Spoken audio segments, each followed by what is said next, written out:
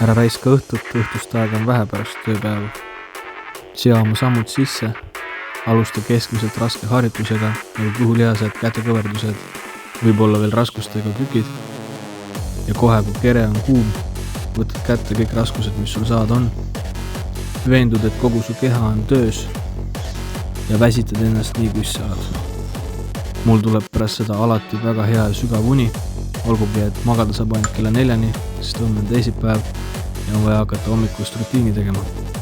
Kui sa aru saad, siis mul on siin välja kujunenud ka minu enda lemmikharjutused. Mulle väga meeldib olla nii-öelda ühe käe peal sirgelt maas. See mõjub väga mu kõhulihastele ja samal ajal tõsta siis 19-kilone hantel äkki või? Kui võin eksida, võid kommentaarides võid parandada.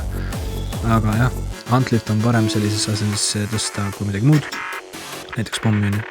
Lisaks sa näed, et mulle väga meeldib ka teha tasakaaluharjutusi ja hetkel ma näen niimoodi, et mul üks jalg ja üks käsi on maas diagonaalis ja ma vahetan neid ja see mõjub ka väga hästi väga õigetesse kohtadesse.